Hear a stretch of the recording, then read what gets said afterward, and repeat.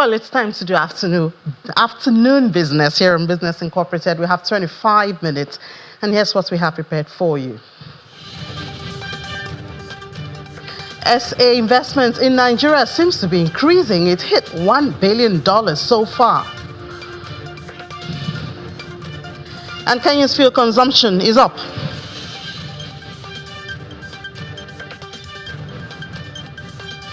Innovation beyond technology. How can you domesticate that in your daily operations? We'll discuss that. Welcome to the program. I'm Ini John Mekwa. This is Business Incorporated. We start as usual from the global oil space. Prices were steady today. Just a little bit of changes what the market has seen. The mass traders held on hopes that attempts to secure peace in the Middle East between the United States and Iran would succeed. So it's been a bit of stability is what we've seen. So slight movement, 0.24% in the green is what we have for Brent at $71.97 a barrel. WTI is also up slightly, 0.03%, $68.71 a barrel. So that's what's going on in the market now. There seems to be hope. We hope that the hope is not dashed over this weekend as the talks continue. We see the metals now and see what's going on with that. Spot gold, we do see is up 1.57%, $4,190.30 per ounce. Spot silver, almost 3% in the green, $62.84. Platinum, 2.26% in the green, $1,664.90. Palladium, almost 0.5% up. Everybody's up. Copper, almost 1%. So the market is happy at this time. Peace seems to be coming, and we hope it is concluded. And of course, we've seen that warning by Iran about the special preparations they are doing, the burial preparations. And we hope that, nobody will have funny ideas for that period. And South African investors channels, they have channeled about $983.83 million into Nigeria in the first quarter of this year. That's despite, all of the stories about xenophobic attacks against Nigerians and other African migrants in the country. This new data is from the National Bureau of Statistics. It's shown that the figure represents a 90.31% increase from the 516.96 million that was recorded in the fourth quarter of 2025, and a 96.26% rise from the 501.29 million invested in corresponding period of 2025. An analysis of the NBS capital importation report for the first quarter of this year shows that South Africa is Nigeria's third largest source of foreign capital during that quarter, behind the United Kingdom and the United States, accounting for 9.49% of the total $10.37 billion imported into the country. In our East Africa, Kenya's petroleum industry performed better in the first quarter of 2026 compared to the same period last year. That's on the back of stable macroeconomic conditions, rising transport activity, and increased household demand. This, even as oil marketers are grappling with that stiff competition, narrowing market share margins and mounting pressure to improve operational efficiency. New Market Institute of East Africa, PIEA, the data from them shows that total petroleum products consumption grew by 5.4% to 1.65 million cubic meters, and that's about 1.7 billion liters during the first 3 months of 2026, compared to 1.5 million cubic meters that was recorded in the corresponding period of 2025. The United Kingdom and Malawi, they're strengthening economic partnership through a high-level business roundtable in London, where senior officials and business leaders are exploring new opportunities in trade and investment. Discussions between them focus on sectors like agriculture, mining, energy, infrastructure, manufacturing, healthcare, tourism, financial services, and technology, with participants seeking practical ways to improve market access, boost investor confidence, and strengthen private sector collaboration between the two countries. And President Yoweri Museveni meets with United Kingdom's Minister of State for International Development and Africa, Baroness Chapman, and it's to discuss ways of strengthening the long-standing partnership between Uganda and the UK, with a focus on investment and economic cooperation. During the meeting at the State House, President Museveni calls on British and European investors to increase their investment in Africa, describing the continent as a major destination for economic growth, trade, and shared prosperity. He says that stronger investment partnerships will accelerate industrialization, boost value addition, create jobs, and deepen mutually beneficial trade between Africa and Europe. Women's significant stride in leadership and the challenge of translating representation into influence topped conversations at the 2026 Chartered Institute of Directors Women Group Conference. With the former Minister of Power, Works and Housing, Mr. Babatunde Fashola, as the keynote speaker, the meeting highlighted some realities of women in the boardroom. The Chartered Institute of Directors Nigeria Women's Group is holding its 2026 Women Directors Biennial Conference in Lagos. The theme, From Presence to Power, Advancing Women's Influence in the Boardroom, has attracted a wide range of individuals from the public and private sectors. The mandate for the Women's Directors Biennial Conference is to bridge that massive systemic gap. We are here to navigate the crucial transition from simply being counted to being the ones who lead the count. The true measure of leadership is not whether we sit at the table, but whether our contributions strengthen governance, shape strategy, and leave institutions better than we found them. Beyond the boardroom, the special guest of honor broadens the conversation. Power room are boardrooms. Power room are governance sectors. Power room also begins from our home, where we take the right decisions that affects our children, that affects our husbands, and the entire community, as the community is made of various homes. So in everywhere we look at, it's a power room. Perhaps we the men have not started making the case that we are now endangered species. The keynote speaker, former Minister of Power, Works and Housing, attempts to speak for the men amid the women's conversations.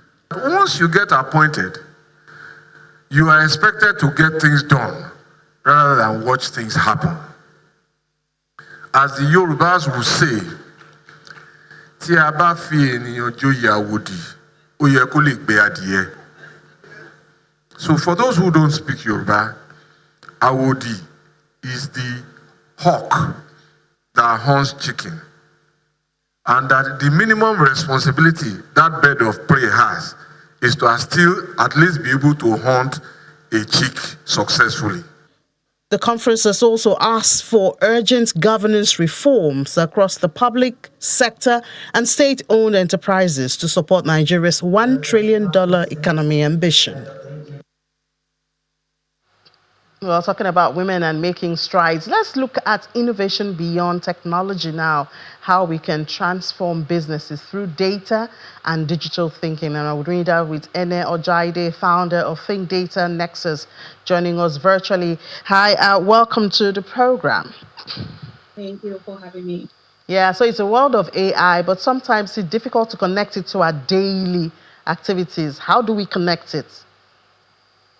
Oh, so, AI is something that is rampant now. So we need to just understand that in a world where innovation is key at this point, it's not all about owning gadgets or manufacturing new things. It could be something as very simple as understanding the problem that we're trying to solve and making sure that we have the evidence to be able to back that up, and that includes using data. That mindset is equally as important as the tools and technology itself.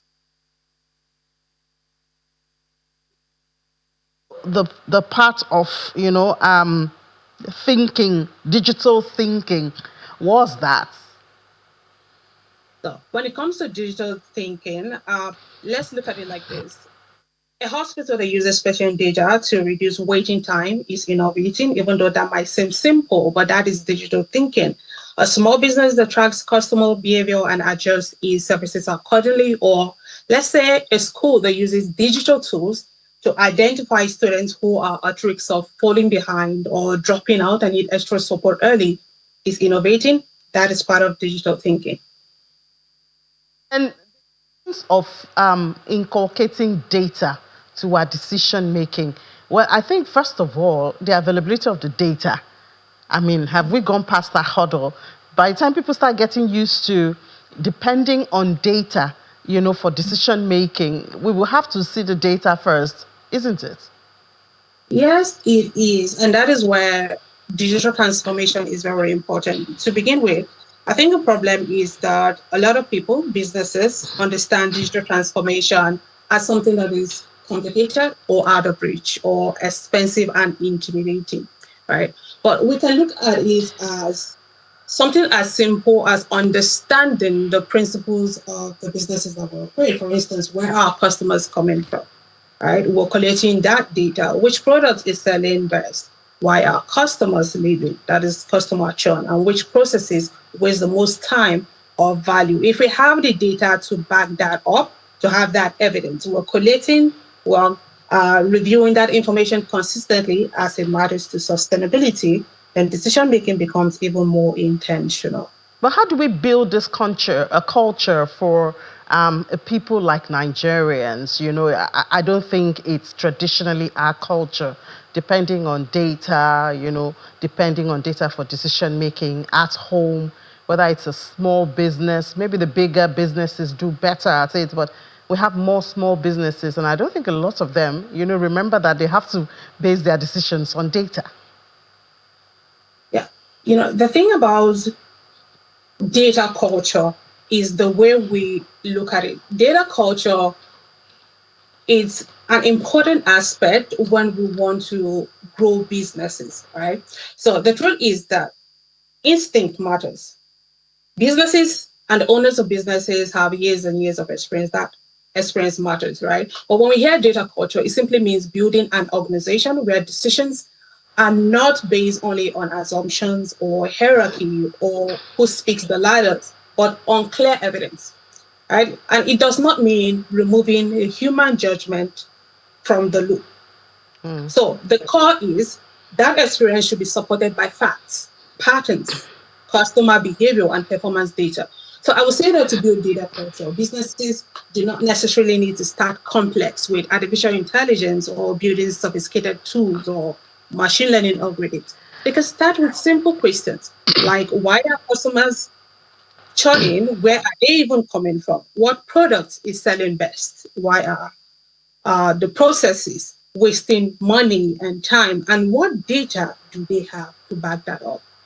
Well, I'm happy you said that instinct is still a major part of it, because sometimes we tend to over depend on these new ways, AI and all of that. But thank you so much for your time.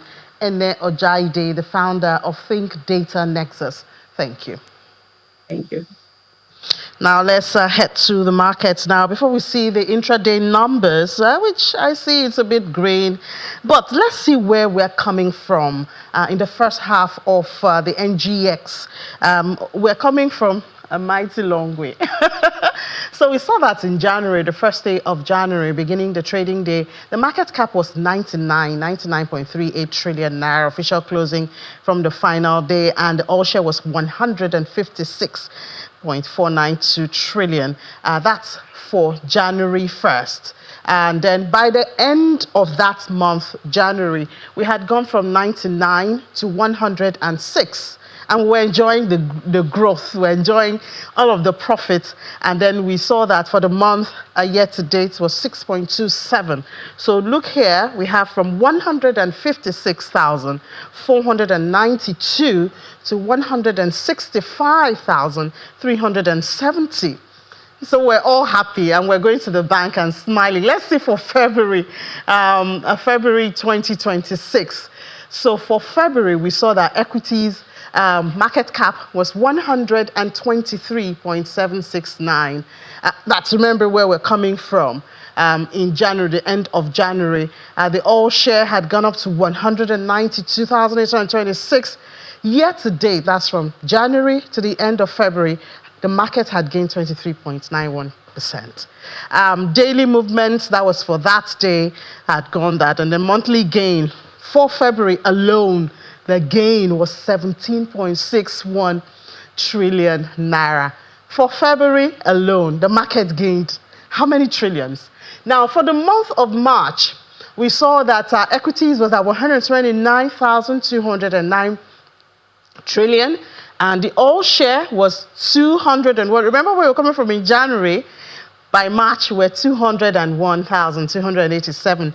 Daily market was gone up quarter to date because it's the third month. We had gained 29.35%. That was March. Let's see April. Because when we are counting the losses now, we got so used to having the green color and having our stocks increase, so we did not remember. Let's see April, please. All right, so for April, we see that we're now at 155.94 trillion naira. Remember we started January at 99? And then by April, we're 155. The all share had gone up 242. For the month, we were up 20.36%. But year to date, we had gone up 55.69. January, February, March, April. We had gone up 55.65%. Let's see, after April, we have May. There you have it. We had, by May, we were here, 160. All share 250. We're started losing a bit there. Year to date return, and then daily markets. That was that. And then now the red color begins. Let's see June right there. So from 160, we had gone down to 147 in the month of June. All share has dropped 229. Daily market movement in the first half, we saw we're still having gain anyways, 47.4. So we have done up to 60%. At some point, we had gained up to 60%.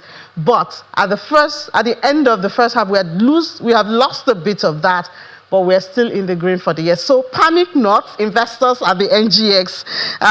Good days are coming again. The green color would come back. So let's go to our intraday number now. And we see for intraday, it's a bit green, 0.03% at 224,387.86 for the NGX. So I don't know if this has come to stay, but that's what we have now. EJX is closed today, but they're green, 0.09%, and Nairobi closed yesterday, also positive. Let's see the Middle East. We see mixed sentiment. The Tadawul is red. They're closed. Most of them are closed. Qatar is also closed in the red, but Dubai and Abu Dhabi are green, intraday, very green, especially for Dubai. And then we head to the United States. Yeah, so for the United States, the markets are mostly closed because, of course, they're preparing for their Independence Day starting from today. So I will just have some features, numbers right there. And then let's go to Asia now and see, so we see Asia, the market is very green, especially the Kospi. I think some things are happening right there, 5.76% in the green. That's a huge one for South Korea. Nikkei is also green, as well as Hang Seng. Let's see other parts of the markets in Asia, Shanghai and Nifty 50 also green. The peace sentiment is spreading around Asia. I'm sure we'd have seen it in the United States too, if not because of their holiday. But let's see with Chiponda Chimbelu, if that peace talks is also driving positive sentiment in the market. Hey, Chip, good afternoon. Good afternoon, Ini. Well, yeah, it has been driving the sentiment into a more positive direction. If we go back to where markets started this morning, they were a little bit negative in Europe, at least in some parts of Europe, but they've recovered somewhat. And now what we're seeing is that the stock 600 is actually up 0.3%, and Germany's DAX is actually continuing its rally, and it is up a half of 1%, so 0.5%. And of course, Germany's DAX has reached a new high this week, so today as well. And that's obviously off the back of the recovery that was happening in Asian markets, but also because of a positive finish on Wall Street yesterday. And of course, that's not the only reason to cheer here in Germany. It's not just about markets. The government has unveiled a much-awaited reform package with proposed changes to the labor and pension systems, in addition to measures to reduce bureaucracy and make the labor market more flexible. Now, Berlin is, of course, hoping to revive the German economy, which has been stuttering for a while. And while these reforms have received a positive reception, though, by economists are also saying that they are not ambitious enough. And the consensus is that they're also a little bit too late. Well, to something else we heard, that small packages shipped from China to the EU can no longer enter the bloc duty-free. What's this about? Well, Ini, this is an attempt by the European Union to balance trade between the EU and China. The bloc's trade deficit with China is now exceeds actually 350 billion euros a year. Every day, Ini, 16 million small packages arrive in the EU from China, and most of those are obviously from orders on Chinese platforms like Temu, Shein, and AliExpress.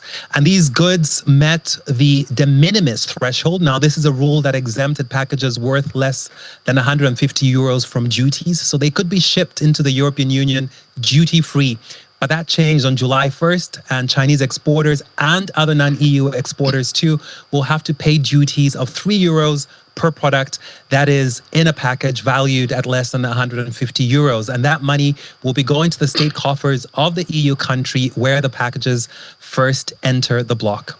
So how much impact can we expect this to have, really?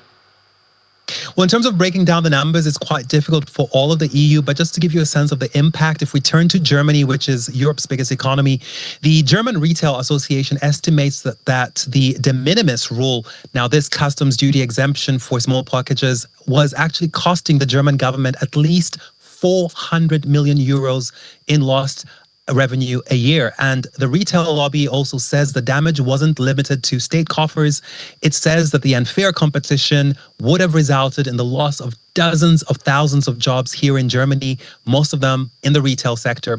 And it is a problem across the European Union. In neighboring Poland, Allegro, which used to be the most popular e-commerce platform in that country, has been overtaken by Chinese competitors. So there have been fears about the risk to businesses and manufacturers, and also fears about product safety and intellectual property infringement. And on top of that, there's also fears about the large amounts of EU customer data which are now stored in China. Yeah, data at the bottom of all of it, and protecting that. Thank you so much, Chip, for bringing that story to us. Thanks, Ini. Now let's see what's happening in the crypto space. Can we have the numbers to see what the color is? I believe there was a bit of recovery on Bitcoin earlier. I don't know if that's been sustained. I think it was about 61,000 for Bitcoin. But anyways, let's see what story is making the rounds in that space. The Reserve Bank of India has reportedly backed a containment strategy for digital assets, and it's to shield banks and other financial institutions from exposure to crypto and privately issued stable coins. So India's central bank revives push to isolate banks from crypto. While some countries are embracing it, well, some people are still reluctant about it. And still in India, the Parliamentary Standing Committee on Finance held a 7th meeting on virtual digital assets with representatives from the Reserve Bank and the Institute of Chartered. So, I mean, it's not like they're dumping it totally. They're just looking for how to find a balance. President Donald Trump is defending that big earnings. $1.2 billion is what President Trump earned from crypto one way or the other, and he's defending it. Of course, a lot of questions have been asked about it, but it's Friday. We have a restful weekend ahead of us. Don't forget to watch our programs on our YouTube channel, even when you're relaxing over the weekend. I'm Ini John Mekwa. See you on Monday. God's grace.